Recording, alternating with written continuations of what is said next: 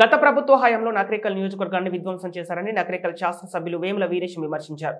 శనివారం నాడు విజయోత్సవ ర్యాలీలో భాగంగా రామన్నపేట పట్టణ కేంద్రంలోని స్థానిక సుభాష్ విగ్రహం నుండి గ్రామ పంచాయతీ కార్యాలయం వరకు విజయోత్సవ ర్యాలీ నిర్వహించారు.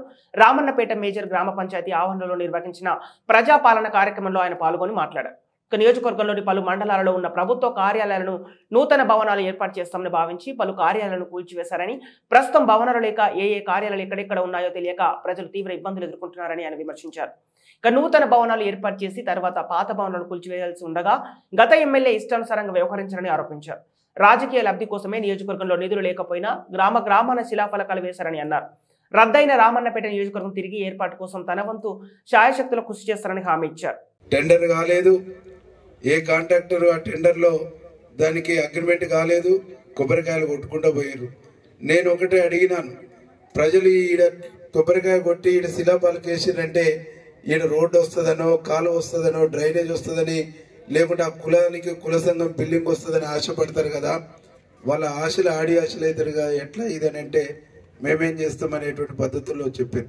అంటే మొత్తం అట్లా తప్పుడు పద్ధతుల్లో తప్పుడు విధానాలతో ఈ కాన్స్టిట్యున్సీని ధ్వంసం చేశారు. నకరేకల్ నియోజకవర్గ హెడ్ క్వార్టర్ ఎంఆర్ఓ ఆఫీసు కూల్చేసారు, ఎంఆర్ఓ ఆఫీసు లేదు. డిఈ ఆఫీసు కూల్చేసారు, డిఈ ఆఫీసు లేదు. అట్లాగే పంచాయతీరాజ్ ఆఫీసు కూల్చేసారు, అగ్రికల్చర్ ఆఫీసు కూల్చేసారు. అట్లాగే ఎంఈఓ ఆఫీస్ ఎంఆర్సీ బిల్డింగ్ కూడా కూల్చేసారు. ఒక్క ప్రభుత్వ ఆఫీసు కూడా లేదు. ఏది ఎక్కడుందో వెతుక్కోవాల్సినటువంటి పరిస్థితి. ఎవరైనా కొత్తగా కట్టిన తర్వాత అందులో పోయినాక ఇది డిస్మెంటల్ చేసి ఇంకోటి ఏదన్నా కడతారు, కానీ ఈ గోలు కొట్టేసి బయటికి పంపించి చిల్లంకల్లం చేసేటువంటి విధానం ఎక్కడిదంటే అర్థం కానటువంటి పరిస్థితి. కాబట్టి మనిషికి, ఒక రాజకీయ నాయకునికి, ఒక రాజకీయాలు చేసేటువంటి వ్యక్తికి ఒక విజన్ ఉండాలి, సేవా గుణం ఉండాలి, ప్రజల పట్ల కమిట్మెంట్ ఉండాలి. చేసేటువంటి కమిట్మెంటు, ప్రజల పట్ల కమిట్మెంటు, క్రమశిక్షణ ఉంటే అది సాధ్యమైంది. తప్పకుండా ఈ వేదిక మీద ఉన్నటువంటి వాళ్ళందరూ కూడా ఒక కమిట్మెంట్ ఉన్నటువంటి వాళ్ళే మేము ఉన్నాం, అధికారులతో సహా అందరం. తప్పకుండా మీ ప్రాంత అభివృద్ధి కోసం, మీ అభివృద్ధి కోసం 100% మేము ప్రయత్నం చేస్తాం.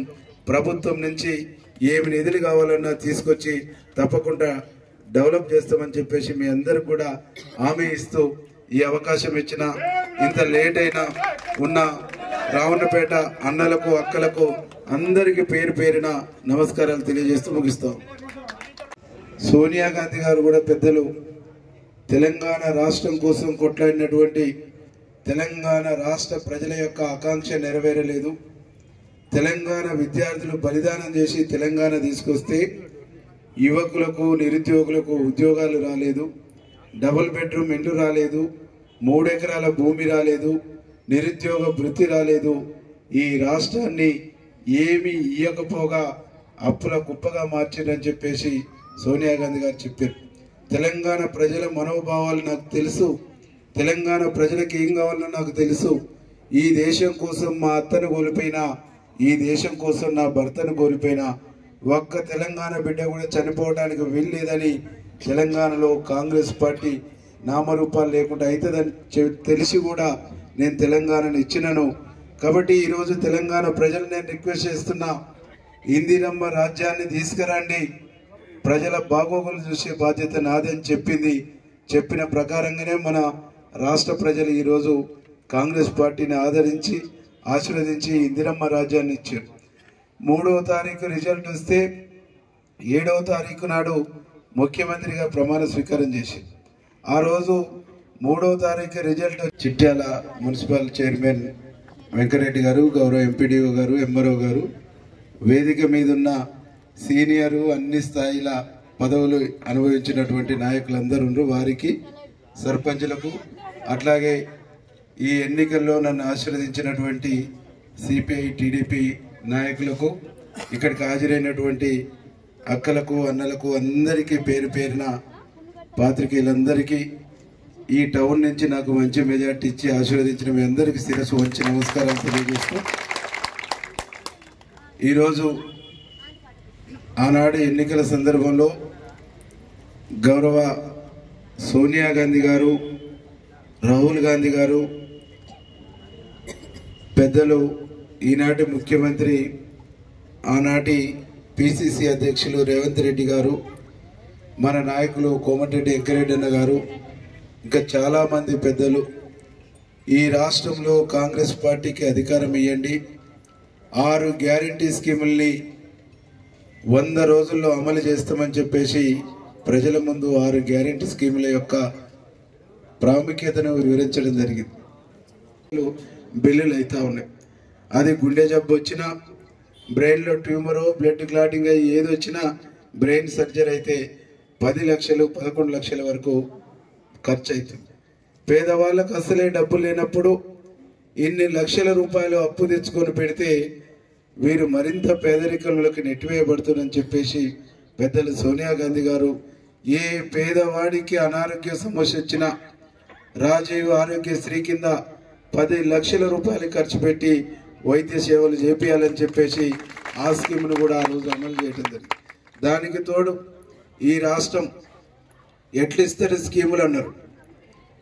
నాకు కూడా ఫస్ట్ అర్థం కాలే ఎందుకు ఇట్లా మాట్లాడుతున్నాను. తీరా చూస్తే 6.5 లక్షల కోట్లు అప్పు చేసి పెట్టారు కాబట్టి 6.5 లక్షల కోట్లు ఈ రాష్ట్రాన్ని అప్పుల పాలుగా చేశారు. ఎప్పుడు పుట్టే పసిబిడ్డ నుంచి మొదలుకొని పండు ముసలి వరకు కూడా ఒక్కొక్క నెత్తి మీద 2 నుంచి 3 లక్షల రూపాయల అప్పు ఉండేటువంటి పరిస్థితిలో ఈ రాష్ట్రాన్ని గడిచిన పాలకులు అప్పుల పాలు చేశారు.